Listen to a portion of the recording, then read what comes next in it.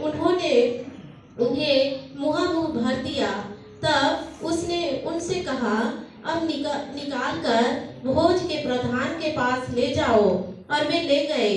तब जब भोज के प्रधान ने वह पानी चखा जो दाखरस बन गया था और नहीं जानता था कि वह कहाँ से आया है, परंतु जिन सेवकों ने पानी निकाला था वे जानते थे।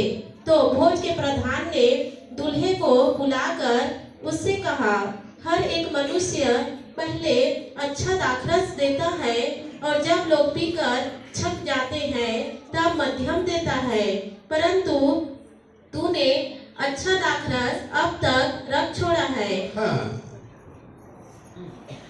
यूहन्ना 2:6 को पढ़ो।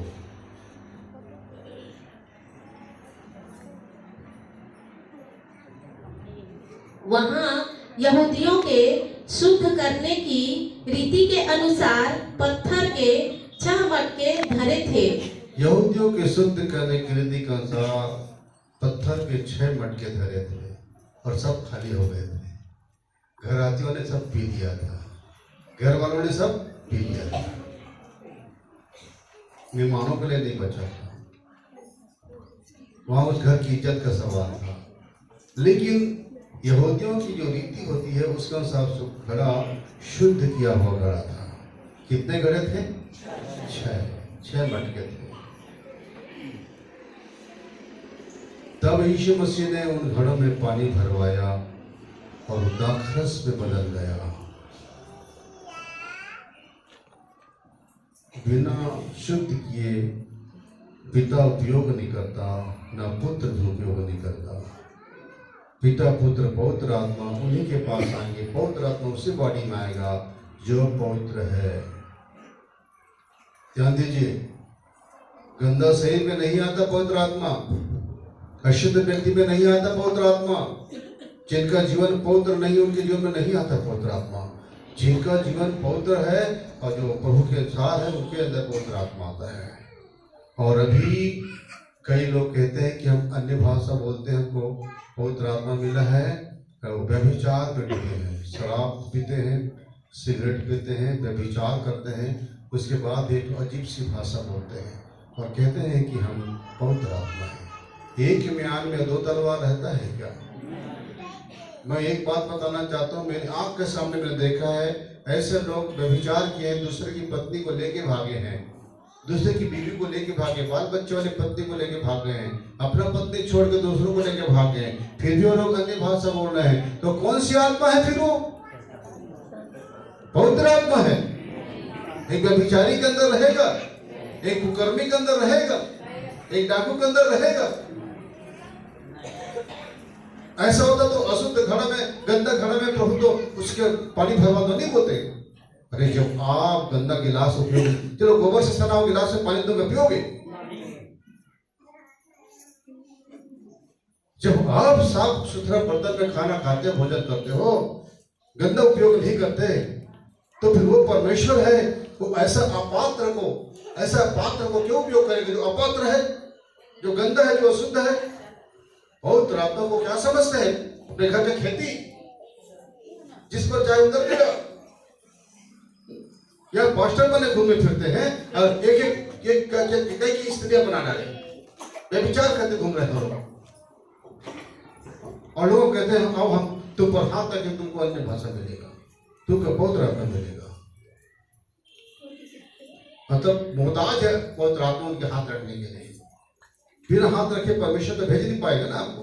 वही लोग रखेंगे, वो विचार लोग, तभी पवित्र आत्मा मिलेगा। ये कई लोगों को देख चुका हूं जो स्त्रियां लेके भागे, लड़कियां लेके भागे। दरअसल प्रचार करने नहीं जाते, लड़की देखने जाते हैं। याद रखिए, यदि हम शुद्ध नहीं हैं तो सेवा के लिए उपयोग नहीं होंगे। हमारा जीवन अगर शुद्ध नहीं है तो पवित्र आत्मा हमको बिल्कुल उपयोग नहीं करेगा, नहीं होगा हम शुद्ध। अगर चंगाई होती है, दुष्ट आत्मा से चंगाई होती है, लेकिन चंगाई परमेश्वर के राज में चंगे होने वाले नहीं जाएंगे। प्रभु ने क्या कहा? वो दिन बहुत क्या कहेंगे? हे प्रभु, हमने क्या तेरे नाम से दुष्ट आत्माओं को नहीं निकाला, क्या तेरे नाम से बीमारों को चंगा नहीं किया? क्या तेरे नाम से भविष्यवाणी नहीं की? मैं उनको खोल कर कह दूंगा, हे कुकर्म करने वालों, मैं तुम्हें। अभी सबसे ज्यादा किस चीज की प्रचार हो रहा है? आशीष और चंगाई, आशीष और चंगाई। हर पास्टर आशीष चंगाई पर बोल रहा है, हर पवित्र आत्मा पर बोल रहा है। लेकिन प्रभु यीशु मसीह आपको आशीष देने और चंगाई देने, ये सब देने नहीं आए थे। क्या देने आए थे? उद्धार, मुक्ति, मोक्ष देने आए थे। पिता ने अपने पुत्र को क्रूस पर बलिदान दिया तो उसने क्षमा मांगा हमारे लिए। कहा, हे पिता, इन्हें क्षमा कर, इनके गुनाह को मैं अपने पर उठाता हूँ, इनके अपराध को उठाता हूँ, मैं इनके अधर्म को उठा रहा हूँ, मैं इनकी बुराई को उठा रहा हूँ, मैं इनकी गंदगी को उठा रहा हूँ, मैं इनकी बीमारी को उठा रहा हूँ, इनके रोग को उठा रहा हूँ। मैं दंड ले रहा हूँ अपने पर सारे मानवता का। इन्हें क्षमा कर। प्रियो, उसने हमारे क्षमा मांगा है, उसके बदले हम उद्धार पा रहे हैं ना। किसी के प्राण के बदले हमें मोक्ष मिल रहा है, वरना हम तमाम धर्मों के अनुसार तो भटकते रहते हैं। नहीं भटक रहे, उन तमाम धर्मों को वही भटका लिखा है, नया जन्म, क्या बोलते हैं, पुनर्जन्म। बाइबल बताती है कि परमेश्वर ने न्याय ठहराया है। परमेश्वर मनुष्य को हर एक को एक मौका दिया है अपने पुत्र को करके। पहले काम 16 अध्याय एक मौका दिया है। हालेलुया। आज प्रियो मैं अपने कहना चाहता हूं कि अलगाव जो है हमारे जीवन के लिए बहुत जरूरी है, और आप जिसका है उसको नहीं देते। टैक्स देंगे राजा को, लेकिन परमेश्वर का भाग परमेश्वर को नहीं देते। देखिए मत्ती 22 अध्याय का 15 से 21 पद अगर आप पढ़ें, मत्ती 22 15 से 21।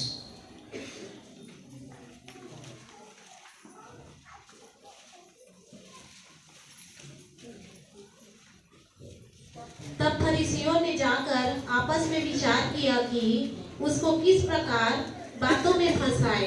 अतः उन्होंने अपने चेलों को हेरोदियों के साथ उसके पास यह कहने को भेजा, हे गुरु, हम जानते हैं कि तू सच्चा है और परमेश्वर का मार्ग सच्चाई से सिखाता है और किसी की परवाह नहीं करता, क्योंकि तू मनुष्यों का मुंह देखकर बातें नहीं करता। इसलिए हमें बता, तू क्या सोचता है, कैसर को कर देना उचित है कि नहीं? यीशु ने उनकी दुष्टता जानकर कहा, हे कपटियों, मुझे क्यों परखते हो? कर का सिक्का मुझे दिखाओ। तब वे उसके पास एक दिना ले आए। उसने उनसे पूछा, यह छाप और नाम किसका है? उन्होंने उससे कहा, कैसर का। तब उसने उनसे कहा, जो कैसर का है वह कैसर को दो, और जो परमेश्वर का है वह परमेश्वर को दो। यह देखिए शास्त्री फरीसी किस तरह से पकड़ने के लिए यीशु मसीह पास फंसाने के लाए थे। कैसर को कर देना उचित है कि नहीं? अगर यीशु मसीह बोलते नहीं नहीं उसको जरूरत नहीं कर देने का, तो पकड़ लेते उसको, करवा देते। तो उन्होंने कहा, क्या कहा, क्या क्या उनको, जो कैसर का है उसे कैसर को दो। एक दिनार लाए, किसका चित्र है? कैसर का।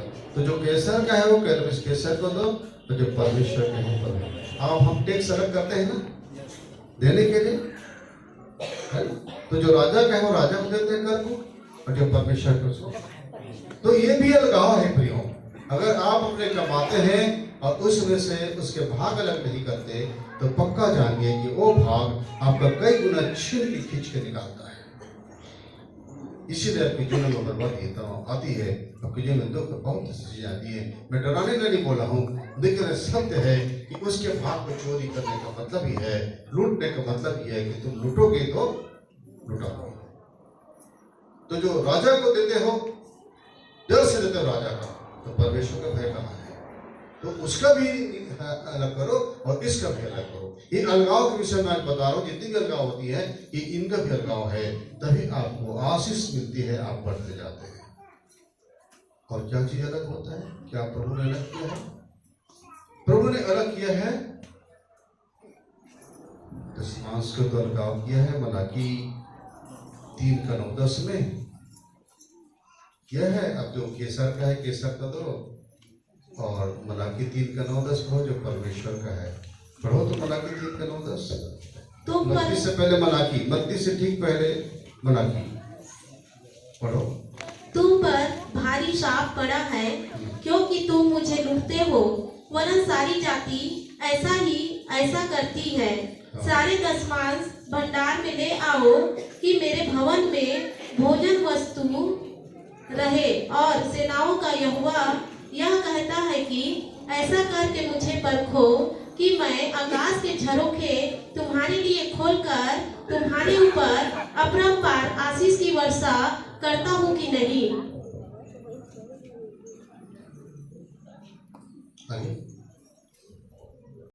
मैं तुम्हारे लिए नाश करने वाले को ऐसा भड़कूंगा कि वह तुम्हारी भूमि की उपज नष्ट न करेगा, और तुम्हारी दाखलताओं के फल कच्चे न गिरेंगे।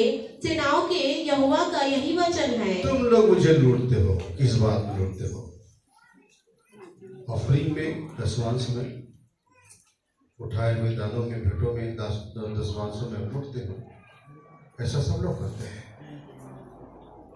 राजा को देना है, ब्याज देना है, किसी ब्याज नहीं, बराबर ब्याज निकाल के दोगे आप। राजा को देना है तो बराबर दोगे आप, टैक्स देना है बराबर टैक्स दोगे आप। लेकिन परमेश्वर को देना है उसको डाल दोगे आप, उसको अलग नहीं करोगे। वहां पर अलगाव नहीं है, वहां पर तो शामिल खाता है। अरे जो परमेश्वर का है वो हमारा है। तो परमेश्वर के भवन में उसके दासों के लिए तो सेवा करने वाले लोग कहां से करेंगे? कि परमेश्वर के दास लोग खाने पीने उड़ाने के लिए तो नहीं है यहाँ पर। फिर भागों से धनों से अय्यासी करेंगे। जो अय्यासी करते हैं वो बिल्कुल मत दो उनको, इसके योग्य नहीं है।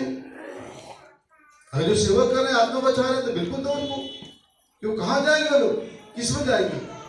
क्या करके काम करेंगे? उनके भी परिवार है, सब कुछ छोड़ के आ गए लोग, घर द्वार खेती नौकरी सब छोड़ के आ गए। कहां से खाएंगे? किसमें सेवा करेंगे? कहां जाएंगे? हालेलुया। इसीलिए प्रियो ये बहुत आवश्यक है कि शुरू से परमेश्वर ने नियम बनाए हैं, और अभी कुछ लोग बोलते हैं वो नियम को परमेश्वर ने बदल दिया। हालेलुया, नहीं बदला है। बदल जाएंगे तो उनके लोग भूखे मर जाएंगे। इजराइल में आए के समय में लोगों ने देना बंद कर दिया, तो याजक लोग खेतों में काम करने चले गए। खेतों में काम करने चले गए, भवन सुना हो गया, खाली हो गया। क्या होता है क्यों? अगर उसके राज्य धर्म की गवर्नमेंट को CSR पैसे बंद करके रखा है लोगों की संस्था वालों के लिए, अब किसके द्वारा होगा? पैसों से तो होगा। ऊपर से इल्जाम लगता है कि धर्मांतरण करा रहे हो, आप प्रलोभन दे रहे हो, आप लालच दे रहे हो। कहां से दोगे आप? मुश्किल से पेट्रोल डलवा के चल रहे हैं, घर के खर्च दे के काट पीट के चला रहे हो। आपके पास है प्रलोभन देने के लिए? है पैसा? यहां पर इल्जाम लगती है ना, पास्टर के पास पास्टर बहुत पैसा लेकर के प्रलोभन दे रहे हैं, इल्जाम लगा रहे हैं। हालेलुया। लेकिन प्रियो आप सब जानते हैं अच्छी तरह से, प्रभु लोग जानते हैं कि इससे सेवा का कार्य किया जाता है। इससे बहुत सारी आत्माएं बचाई जाती है, उन लोगों तक पहुंचा जाता है। गरीब है, अनाथ है, बहुत से कमजोर है, उन तक भी जाया जाता है। उन तक भी उन आत्माएं बहुत कीमती है, वही खड़ी फसल है, उन तक भी जाना होता है। तो इसके लिए ये भी अलग होना चाहिए। और अलगाव के लिए परमेश्वर ने और चीज कहा है, विश्राम दिन वो भी अलगाव, वो भी अलग करो। 6 दिन के बाद एक दिन परमेश्वर अलग किया है। आप व्यवस्थरण 5 अध्याय का 12 पद पढ़ लो। व्यवस्थरण 5 का 12 जल्दी पढ़ो। तुम विश्राम दिन को मानकर पवित्र रखना। तुम विश्राम दिन को मानकर पवित्र रखना। पवित्र रखना। जैसे तेरे परमेश्वर यहोवा ने हाँ तुझे आज्ञा दी। हाँ, इस दिन को अलग करके पवित्र रखना। इस दिन अपने परमेश्वर की आराधना के लिए आना, उसकी महिमा के लिए आना। 6 दिन काम करना, तो 7वां दिन परमेश्वर के पास आना। ठीक, ये आज्ञा आप नहीं मान रहे हैं। जबकि उत्पत्ति 2 अध्याय का 2 और 3 पद अगर आप पढ़ दें, उत्पत्ति 2 अध्याय का 2 और 3 पद पढ़ दें, और परमेश्वर ने अपना काम जिसे वह करता था 7वें दिन समाप्त किया, और उसने अपने किए हुए सारे काम से 7वें दिन विश्राम किया। और परमेश्वर ने 7वें दिन को आशीष दी और पवित्र ठहराया, क्योंकि उसमें उसने सृष्टि की रचना के अपने सारे काम से विश्राम लिया। हाँ, 7 दिन परमेश्वर ने क्या किया? 6 दिन परमेश्वर ने क्या किया? काम किया, और 7वां दिन अपने काम को समाप्त करके 7वां दिन विश्राम किया, और उस दिन को पवित्र दिन बताया। और 3 पद में लिखा है, और परमेश्वर ने 7वें दिन को आशीष दी और पवित्र ठहराया। अगर आप 7वें दिन प्रभु के पास आते हैं तो उस दिन को आशीष दिया है, उस दिन का आशीष आपको जरूर मिलेगा। प्रभु ने उस दिन को पवित्र ठहराया है, उस पवित्रता में आप भी शामिल होते हैं, उसी आराधना में, उसी वर्शिप में शामिल होते हैं। परमेश्वर का भय हमको पवित्र करता है। यदि राजा का भय आपके अंदर है तो अच्छी बात है, लोगों का भय आपके अंदर है अच्छी बात है, लेकिन परमेश्वर का भय हमारे अंदर हो तो हम पवित्र बनेंगे। परमेश्वर कहता है कि उजाले को उसने अंधेरे से अलग किया है। हम उजाले हैं, हमें अंधेरे से अलग रहना होगा, हमें उन बुरे कामों से अलग होना पड़ेगा, उन बुरे लोगों से अलग होना पड़ेगा। अगर आपके जीवन में ऐसी बात नहीं है तो आप ज्योति के संतान नहीं हैं। फिर जो मिस्र देश से निकलकर इसराइली जब निकले कनान देश के लिए, परमेश्वर ने इसराइलियों को निकाला, तो उनके साथ कुछ मिस्री भी चले गए थे। ये तो हमारा देवता बड़ा महान है। मिस्री भी चले गए थे डर में, तो वो मिस्री वहां जाकर फिर मिली जुली भीड़ बन गए, और मिली जुली भीड़ क्या करने लगी? कामुकता करने लगी, कामुकता। फिर वहां पर व्यभिचार शुरू हुआ, फिर वहां पर मूर्ति पूजा शुरू हुआ। हारून पर दबाव दिया गया, उससे मूर्ति बनवाई गई। मूसा उस पर्वत पर 40 दिन उपवास में चला गया था, तो हारून को दबाव दिए मिली जुली भीड़ ने। वही मिस्री लोग वहां पर आए थे, वो अपने जैसे उन लोगों को बनाने लगे। हेलो, एक मिनट, मिस्री लोग इसराइलियों को अपने जैसा बनाने लगे। हम मूर्ति पूजा करते हैं, तुम भी करो। यही देवता तुमको मिस्र से निकाला है, हमारा मिस्र का देवता ही तुमको निकाला है, बैल ने निकाला है।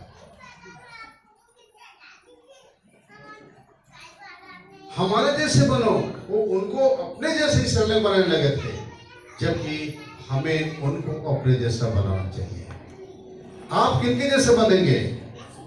संसार के लोगों के जैसा, कि संसार के लोगों को अपना जैसा बनाएंगे?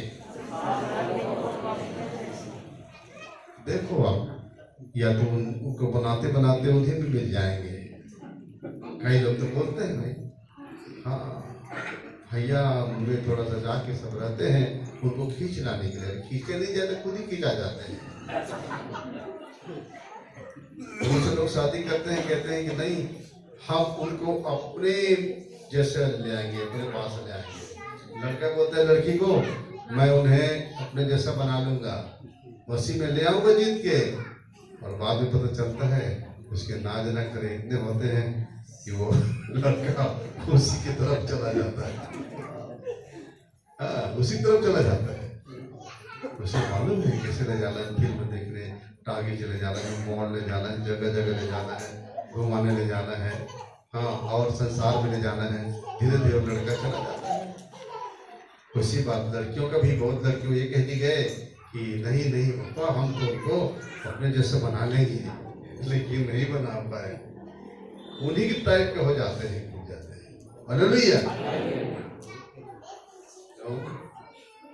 अगर अलगाव नहीं हुए तो अगर आपका साथी नहीं जा पा रहे हैं तो प्रभु ने कहा उस दिन, जिस दिन प्रभु का आगमन होगा, दो लोग चक्की पीसते रहेंगे, एक उठ जाएगा, दूसरा छोड़ दिया जाएगा, एक उठा लिया जाएगा। दो लोग खेतों में काम करते रहेंगे, एक उठा लिया जाएगा, दूसरा छोड़ दिया जाएगा। दो लोग एक साथ सोए रहेंगे, एक तो आपका जीवन साथी अगर मजबूत नहीं है तो डर है कि अगर आगमन जल्दी प्रभु का अभी हो रहा है, उसमें अगर वो नहीं आ पाया तो वही हाल, वही वाला वचन पूरा होगा, दोनों एक साथ है तब तो ठीक है।